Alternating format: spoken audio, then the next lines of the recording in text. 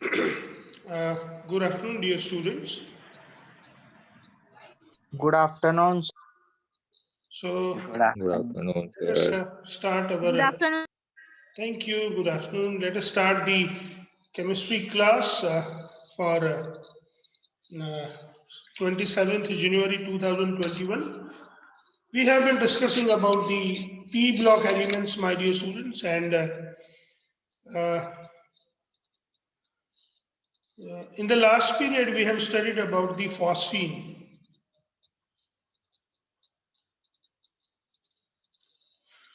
Let us look at the few of the in-text questions for fasting. The first question that comes here is, how can we prove that phosphine is basic in nature? Can you answer this question? How can we prove that It has a lone pair, the lone pair donate electron. phosphine, good, good try. Can anyone else try it out? Is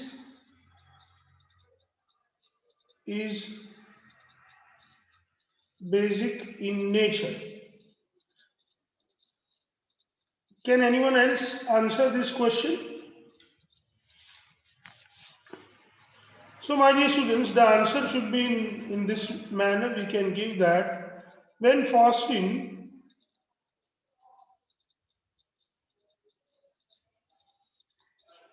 reacts with HI, let us see how does it give the required reaction. PH3 plus HI, that gives PH4I. Now if you look into this particular reaction, you'll realize that HI is hydroiodic acid.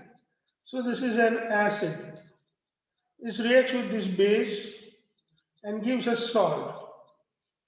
And thus we can say that, or we can prove that our PH3 phosphine is basic in nature. So I hope, my dear students, you could have understood this. Due to presence of lone pair on phosphorus in PH3, phosphine behaves or act as a Lewis base. That is what we can write as a Lewis base. So this is how, my dear student, we can prove that phosphine is a basic in nature. Now, my dear students, we have the next question, and this next question is about phosphine. That we have the new question. What is the new question? I'm going to write it for you. You can even note down if needed. Bond angle in PH4 plus is higher. The bond angle in PH4 plus is higher than that of, or that in PH3. What is the reason? Let us understand this question. So first, let us try to draw PH3. So here we have P, then we have this 3H, my dear students, and we can put H over here. And this is how, my dear students, we have PH3. You can see this PH3 in this manner. So this is what it is, your PH3. If you really look into this, my dear students, you realize that it is a compound that has a tetrahedral or you can say trigonal bipyramidal structure. See, this is one part of it. So where we can look into the another part, this is what it is going to be the base for it.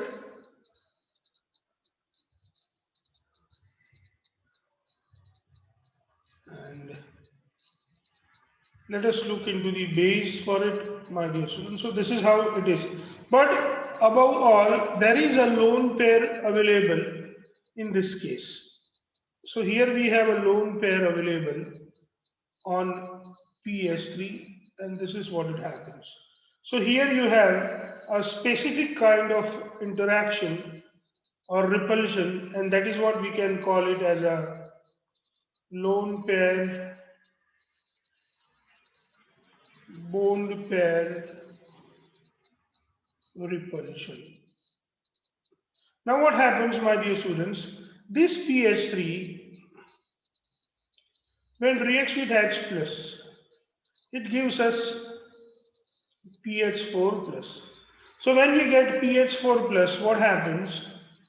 That we have one H over here, then we have the another H. So we have 4H in this manner. Now this is what it makes a tetrahedral structure.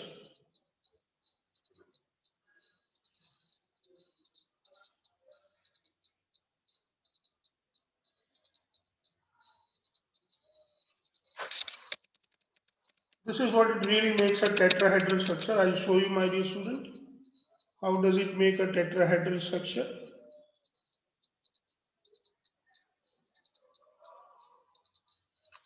You can see it this way. So this is a simple tetrahedral structure. Here we have a tetrahedral structure.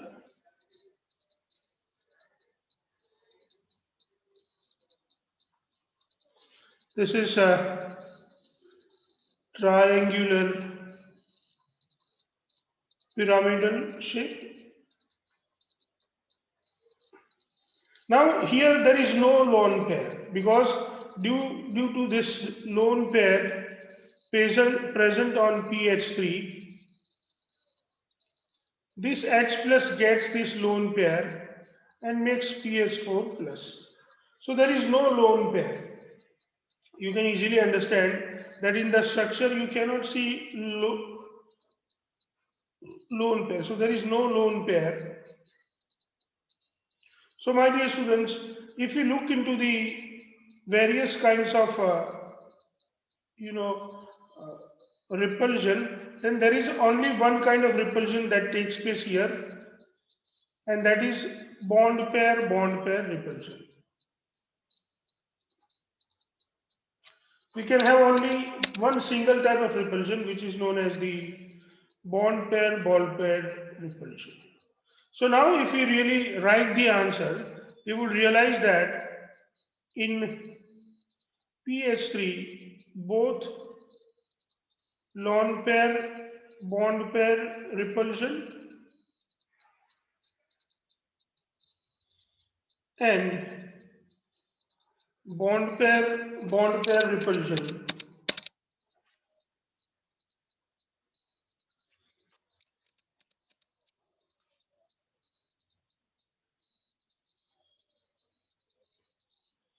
present. So now if you look into this, you will realize that, see, these are the lone pair bond pair repulsions. So, but here you can see that the bond pair is also present over here. So we will find a particular kind of repulsion which we call it bond pair repulsion.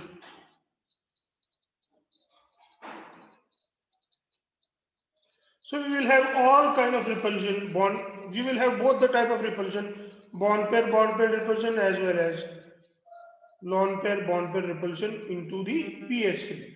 But if you look into the PH4 plus, but in PH4 plus, my dear students, only which type of repulsion is present, dear students? Only bond pair repulsion is present. Thus, bond angle in PH3 decreases. So the bond angle in PH3 decreases. Thus, bond angle, thus, my dear students, the bond angle in PH3 is smaller than the bond angle in PH4 plus.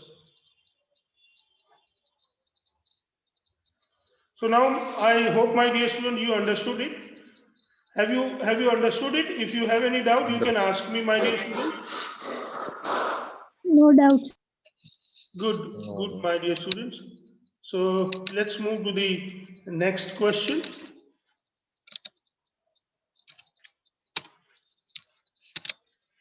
The next question that we have is, what happens when white phosphorus is heated?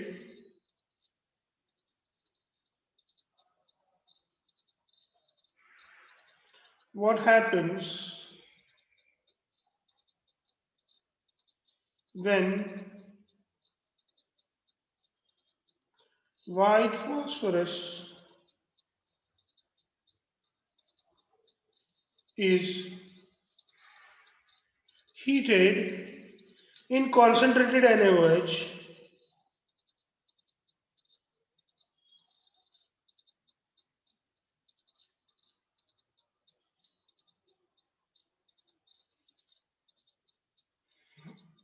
solution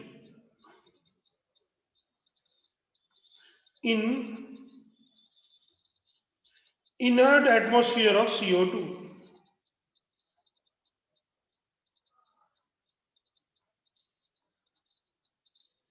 So what happens, my dear students, when we heat our phosphorus into the inert atmosphere of CO2 with NaOH? So please remember, my dear student, that when white phosphorus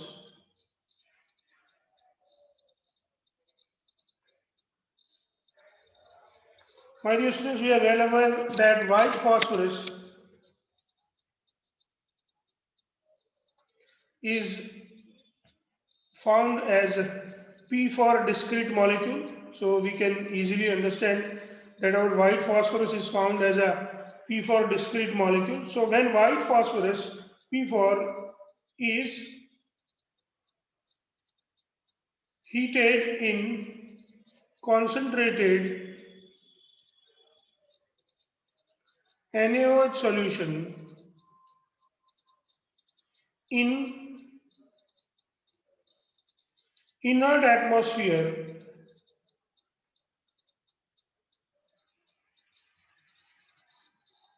of CO2, my dear students, the following reaction takes place. Let us write the chemical reaction for that. We will have P4 that reacts with 3 NaOH plus 3 H2O, that gives us PH3 plus 3 NaH2 PO2. Dear students, this NaH2 PO2 is known as a sodium hypophosphite. Let me write it in a different 3 NaH2 PO2, and the name of this compound, my dear student, is sodium hypophosphite. sodium hypophosphite. So now you can easily understand that when we heat the white phosphorus into this is your white phosphorus, and this is concentrated.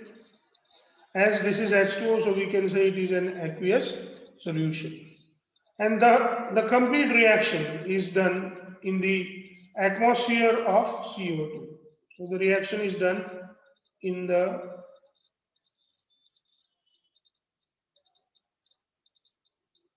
atmosphere of CO2. So when our white phosphorus is heated with concentrated solution of NaOH in inert atmosphere of CO2, phosphine and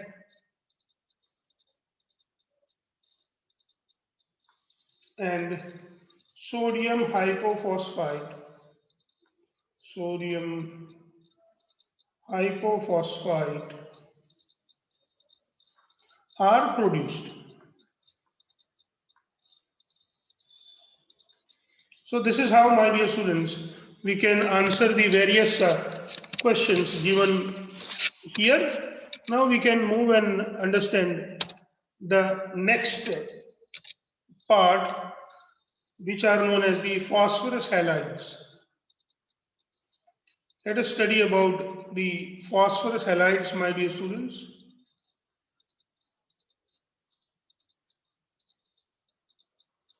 Phosphorus halides. Now, my dear students, we have two types of phosphorus halide that we want to study here. The first one is known as the phosphorus trichloride,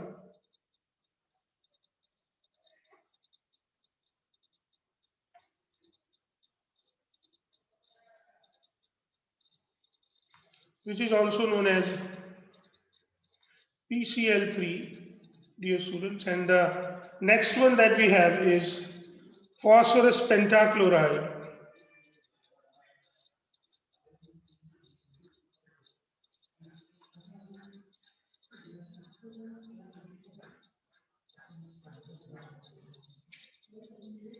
that is PCl5, my dear students.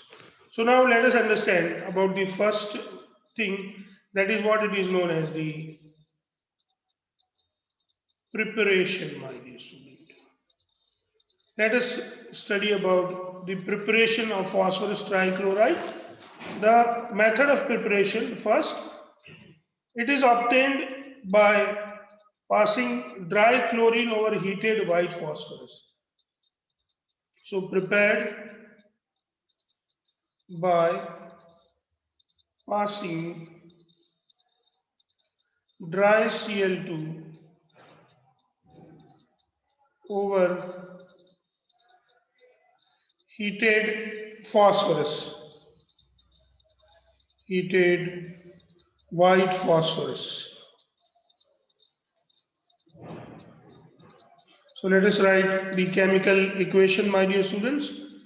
P4 plus 6Cl2, that gives us 4PCl3. One more method of preparation is, it is also obtained by the action of thionyl chloride with white phosphorus. So prepared by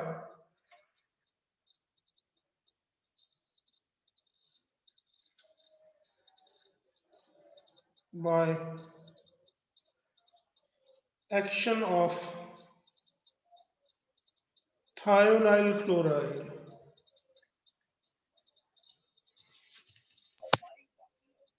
on white phosphorus.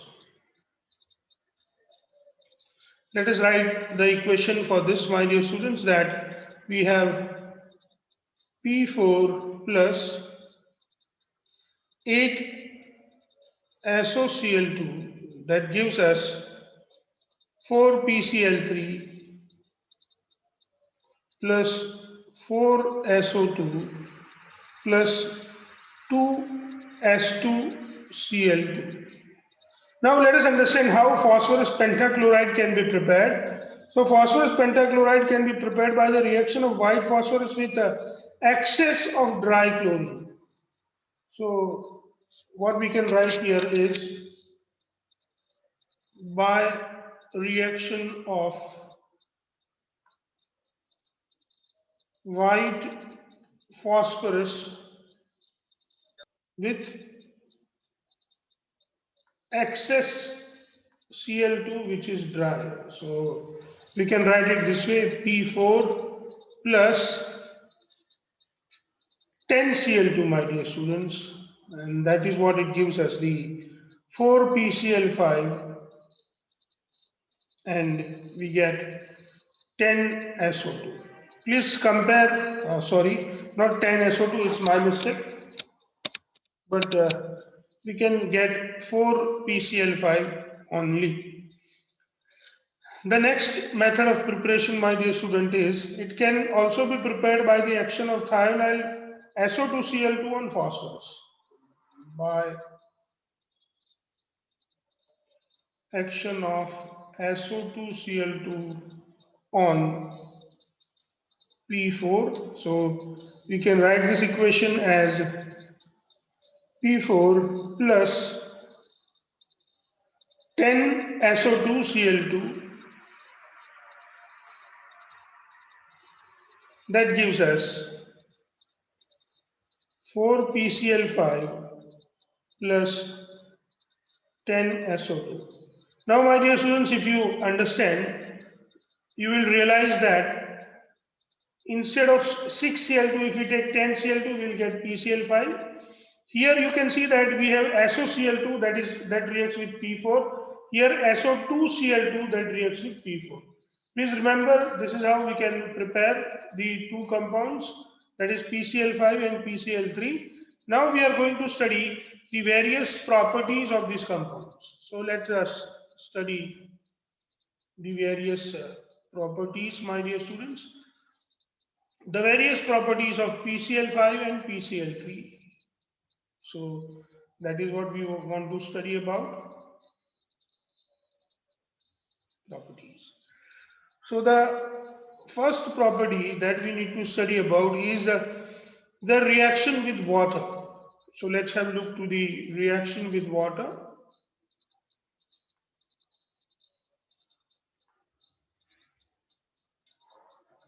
So my dear students, when this PCl3 reacts with water, PCl3 when it reacts with water, it directly produces H3PO3 plus 3HCl.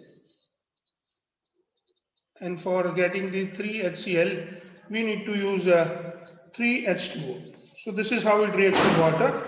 But if we study the reaction of PCl5 with water, my dear students, it goes this way, PCl5 plus H2O, that gives POCl3 plus 2HCl, and this POCl3, my dear students, when it reacts with 3H2O, we may get H3PO4 plus 3HCl. So this is how we get this product. This is a two-step reaction. Here we get H3PO4, my dear students, whereas in this case we get H3PO3. Please remember, my dear students, that instead of H2O, if we take D2O, if we have PCl5, and if we allow it to react with D2O, we will get POCl3 and 2BCl, my dear students. Here, D represents the heavy water,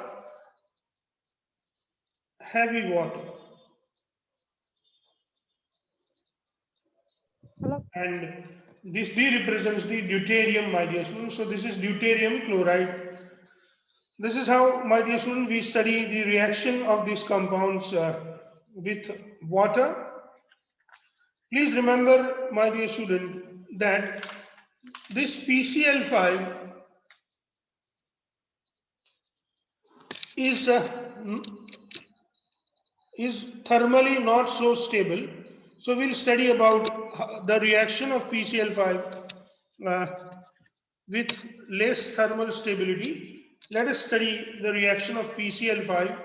What happens when PCl5 is heated? So let us study about PCl5 when it is heated. What happens when PCl5 is heated, my dear students? So reaction with heat, reaction on heating, my dear students. PCl5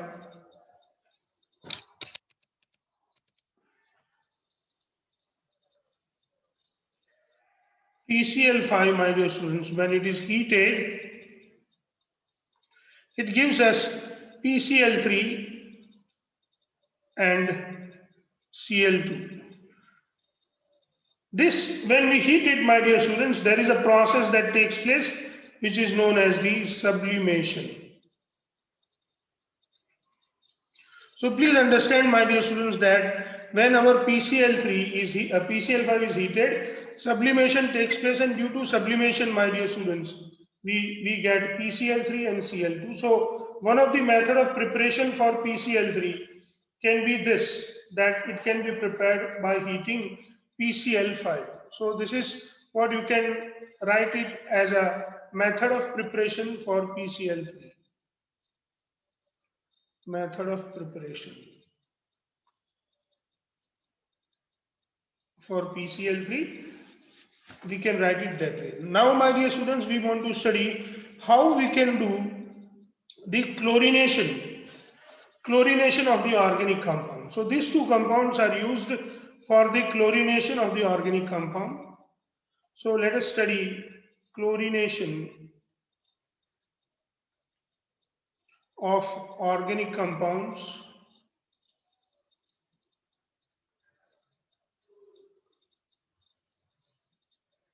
especially the alcohol and carboxylic acid.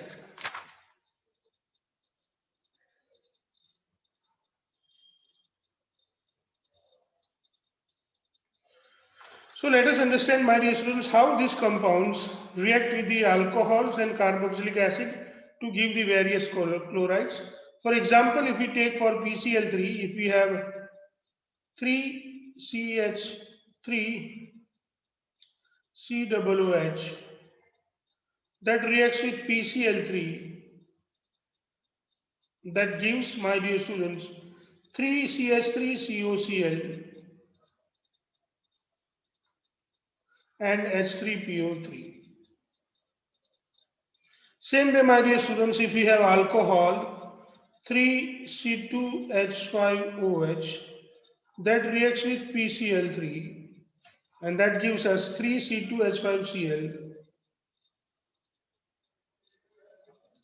and we have H3PO3. So this is how it goes. Now let us see how PCl5 reacts with these compounds. So if you have CH3COOH, if you have 3CH3 COOH, my dear students, and if you allow it to react with PCl5, it gives CH3COCl, CH3COCl plus POCl3 plus HCl.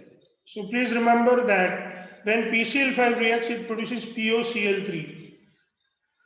Same way, if we have C2H5OH, and if we allow the C2H5OH to react with PCl5, my dear students, we are going to get C2H5Cl plus POCl3 plus HCl. So this is how, my dear students, we can say that both PCl5 as well as PCl3, they are good chlorinating agents. Even PCl5 can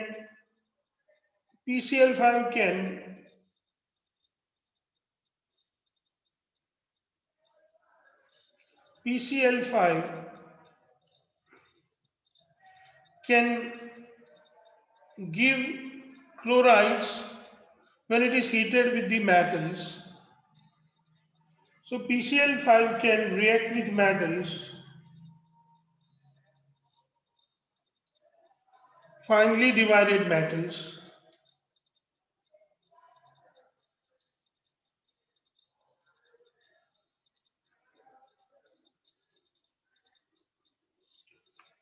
to give corresponding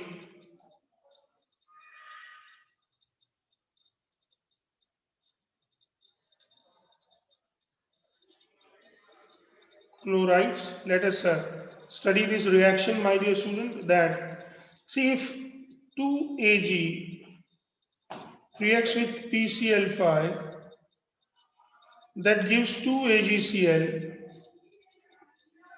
plus PCl3.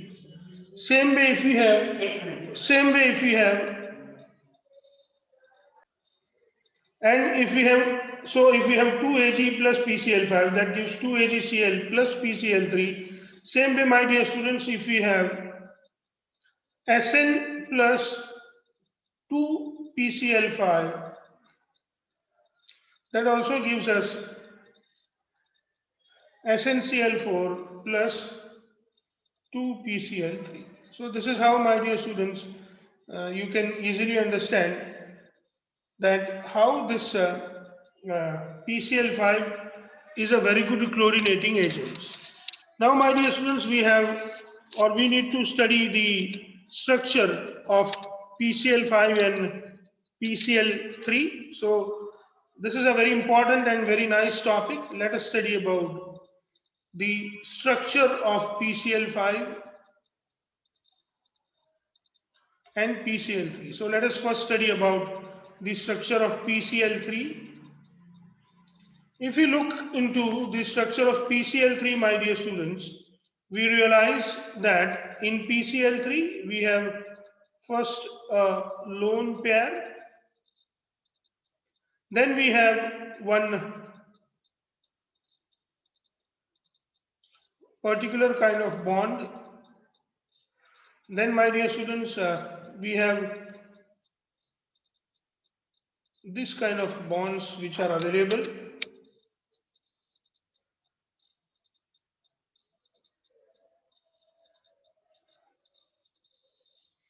Here you can see that there are 3 Cl bonded with P, and that is what it gives us the pyramidal shape. You can say that this is the pyramidal shape.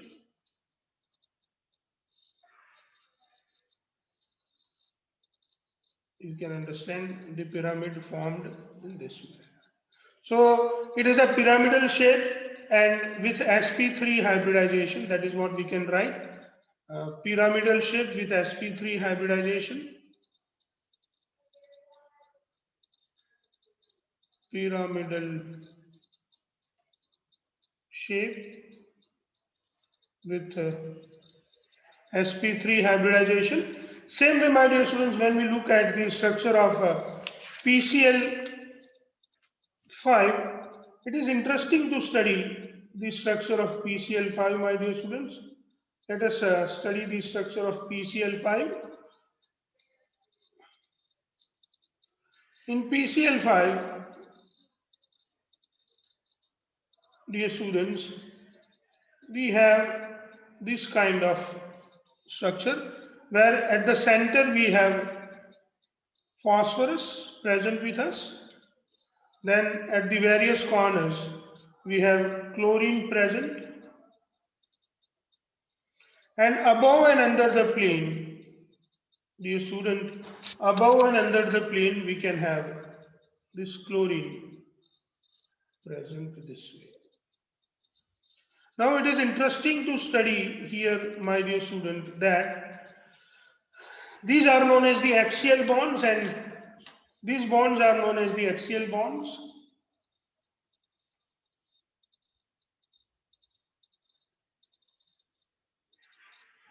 They are known as the axial bonds. And these bonds are known as the equatorial bonds. These are equatorial bonds.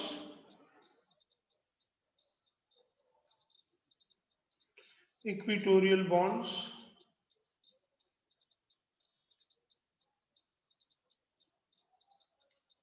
The axial bonds are longer than the equatorial bonds. Axial bonds are longer than equatorial bonds.